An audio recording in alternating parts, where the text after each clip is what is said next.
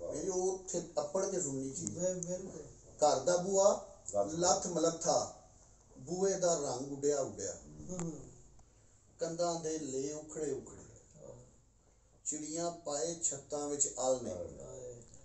ਕੋਠੇ ਉੱਤੇ ਖਿਲਰੇ ਹੋਏ ਕਈ ਦਿਨਾਂ ਦੇ ਸੁੱਕੇ ਭੋਰੇ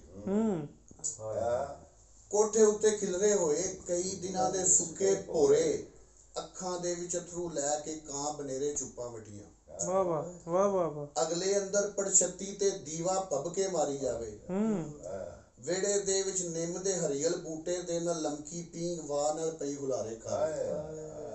ਕੀ ਬਾਤ ਵਿਹੜੇ ਦੇ ਵਿੱਚ ਨਿੰਮ ਦੇ ਹਰੀਅਲ ਬੂਟੇ ਦੇ ਨਾਲ ਲਮਕੀ ਪੀਂਗ ਵਾਹ ਨਾਲ ਪਈ ਹੁਲਾਰੇ ਖਾਵੇ ਘਰ ਘਰੈਣ ਵੀ ਮੇਰੇ ਘਰ ਦੇ ਦਿਨ ਵਿੱਚ ਕਈ ਕਈ ਫੇਰੇ ਲਾਵੇ ਤੇ ਮੱਕੜੀ ਨਾਲ ਤਰੀਡੀ ਰਲ ਕੇ ਅੰਦਰਾਂ ਦੇ ਵਿੱਚ ਲਾ ਲੈ ਡੇਰੇ ਵਾਹ ਵਾਹ ਵਾਹ ਘੜੇ ਦੀ ਚੱਪਣੀ ਉੱਤੇ ਮੀਂਹ ਦਾ ਪਾਣੀ ਇਕੱਠਾ ਹੋ ਖਲੋਤਾ ਆਹਾ क्या बात है क्या बात है मियां जी क्या हिजर है सुभान अल्लाह सुभान अल्लाह ਨਾਲ ਤਰੀਡੀ ਰਲ ਕੇ ਅੰਦਰਾਂ ਦੇ ਵਿੱਚ ਲਾ ਲੈ ਡੇਰੇ ਘੜੇ ਦੀ ਚੱਪਣੀ ਉੱਤੇ ਮੀਂਹ ਦਾ ਪਾਣੀ ਇਕੱਠਾ ਹੋ ਖਲੋਤਾ ਕੀੜੇ ਆਪਣੇ ਮੂੰਹਾਂ ਦੇ ਵਿੱਚ ਕੱਲਾ ਕੱਲਾ ਦਾਣਾ ਚੁੱਕ ਕੇ ਅੱਖਾਂ ਮੀਟ ਕੇ ਚੁੱਪਾਂ ਵੱਟ ਕੇ ਲੰਘਦੇ ਜਾਵਣ ਸੁਭਾਨ ਅੱਲਾਹ ਸੁਭਾਨ ਅੱਲਾਹ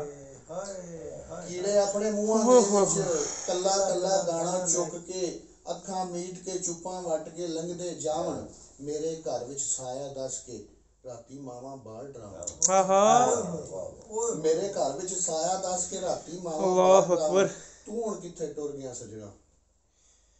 ਤੂੰ ਹੁਣ ਕਿੱਥੇ ਟੁਰ ਗਿਆ ਸਜਣਾ ਮੈਂ ਤੇ ਇਕਲਾਪੇ ਦੀ ਧੁੱਪੇ ਤੇਰਾ ਸਾਇਆ ਮੰਗਿਆ ਸੀ ਵਾਹ ਵਾਹ ਵਾਹ ਵਾਹ ਵਾਹ ਤੂੰ ਹੁਣ ਕਿੱਥੇ ਟੁਰ ਗਿਆ ਸਜਣਾ ਮੈਂ ਤੇ ਇਕਲਾਪੇ ਦੀ ਧੁੱਪੇ